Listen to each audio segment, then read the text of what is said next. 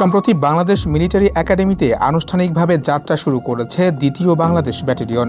আধুনিক যুদ্ধক্ষেত্রের চ্যালেঞ্জ মোকাবেলা এবং প্রশিক্ষণরত অফিসার ক্যাডেটদের পেশাগত মানোন্নয়নের লক্ষ্যে গঠিত এই নতুন ব্যাটালিয়নের অধীনে 4টি নতুন কোম্পানি গঠন করা হয়েছে। ইসলামের ইতিহাসের গৌরবোজ্জ্বল অধ্যায় এবং 4 প্রধান খলিফার স্মরণে এইগুলোর নামকরণ করা হয়েছে Abu Bakr company, Omar company, Osman company এবং আলী কোম্পানি। গত 18 জুন বাংলাদেশ সেনাবাহিনীর ফেসবুক পেজে প্রকাশিত এক বিজ্ঞপ্তিতে জানানো হয়, আধুনিক যুদ্ধক্ষেত্রের চ্যালেঞ্জ মোকাবেলায় অফিসার ক্যাডেটদের প্রশিক্ষণের সার্বিক মানোন্নয়নের লক্ষ্যে সেনাপ্রধান জেনারেল ওয়াকারুজ্জামান এই নতুন ব্যাটালিয়নের শুভ উদ্বোধন করেন। বাংলাদেশ মিলিটারি একাডেমিতে দীর্ঘকাল ধরে পরিচালিত প্রথম ব্যাটালিয়নটি মহান মুক্তিযুদ্ধের 5 বীরশ্রেষ্ঠের নামে পরিচালিত হয়ে আসছে। সেই ঐতিহ্যের পাশাপাশি নতুন ব্যাটালিয়নে মুসলিম জাহানের 4 মহান খলিফার নাম যুক্ত করে সেনাবাহিনীতে এক নতুন মাত্রা যোগ করা হয়েছে, যা প্রশংসায় ভাসছে দেশপ্রেমিক নেটিজেনদের। সংশ্লিষ্ট সূত্র মতে সেনাবাহিনীতে প্রতিবছর রিক্রুট করা ক্যাডেটদের সংখ্যা বৃদ্ধি পাওয়ায় এই নতুন ব্যাটালিয়নের প্রয়োজন দেখা দেয়। এছাড়া ভবিষ্যতে এখানে ফাতেমা কোম্পানি ও আয়েশা কোম্পানি নামে 2টি পূর্ণাঙ্গ নারী কোম্পানি গঠনের প্রস্তাব রয়েছে।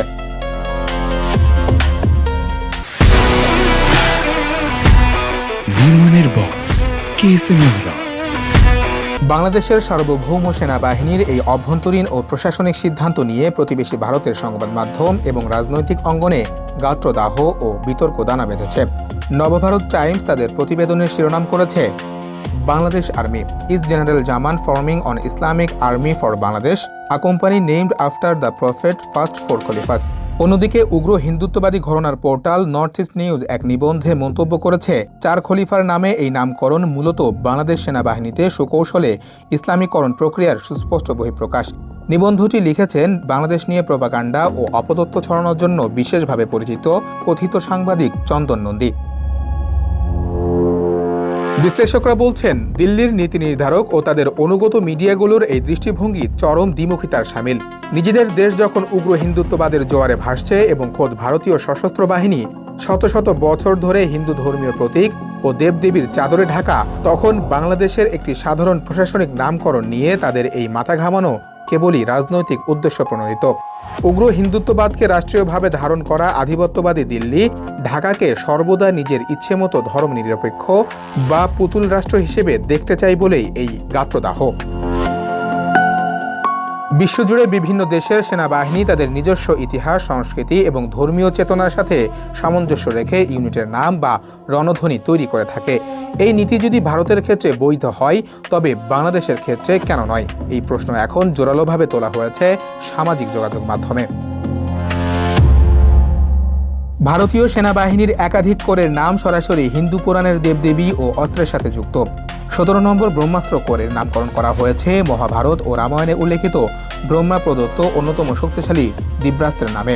21 নং সুদর্শন চক্র কোর হিন্দুদের ভগবান বিষ্ণু ও কৃষ্ণের ঐশ্বরিক অস্ত্রের নামে গঠিত, যা সনাতন ধর্মে অশুভ বিনাশের প্রতীক। 11 নং বজ্র কোরের নামকরণ করা হয়েছে বৈদিক দেবতা ইন্দ্রের প্রধান অস্ত্রের নাম অনুসারে। 33 নং ত্রিশক্তি কোরের নামটি হিন্দু ধর্মের মহাশক্তিশালী বা দেবী দুর্গা, কালী ও পার্বতীর সম্মিলিত শক্তির ধারণা থেকে সম্পৃক্ত। মুঘল সম্রাট আকবরের বিরুদ্ধে হিন্দু প্রতিরোধের প্রতীক মহারানা প্রতাপের কিংবদন্তি তুল্য ঘোড়ার নামে 10 নং কোর চেতকের নামকরণ করা হয়েছে। বাংলাদেশ একটি মুসলিম সংখ্যাগরিষ্ঠ দেশ। এদেশের মানুষের ধর্মীয় আবেগ, সংস্কৃতি ও ঐতিহ্যের প্রতিফলন দেশের প্রতিটি স্তরে থাকাটাই স্বাভাবিক। বাংলাদেশ সেনাবাহিনীতেও এর ব্যতিক্রম হয়নি। বীরশ্রেষ্ঠদের নামের পাশাপাশি মুসলিম ইতিহাসের গৌরবোজ্জ্বল 4 খলিফার নামে কোম্পানির নামকরণ করা দেশের সেনাবাহিনীর জন্য অত্যন্ত স্বাভাবিক এবং ঐতিহ্যসম্মত একটি পদক্ষেপ।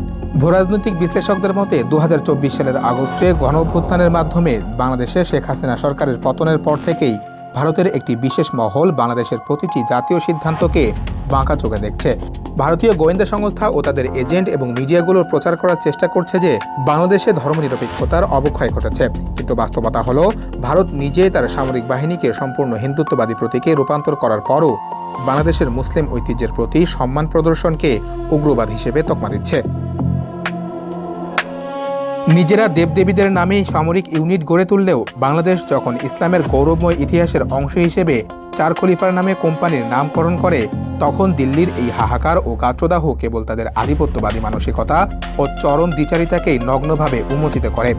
সার্বভৌম রাষ্ট্র হিসেবে বাংলাদেশ সেনাবাহিনী তার নিজস্ব সংস্কৃতি ও গৌরব অক্ষুণ্ণ রেখে এগিয়ে যাবে, এমনটাই প্রত্যাশা দেশের সাধারণ জনগণের।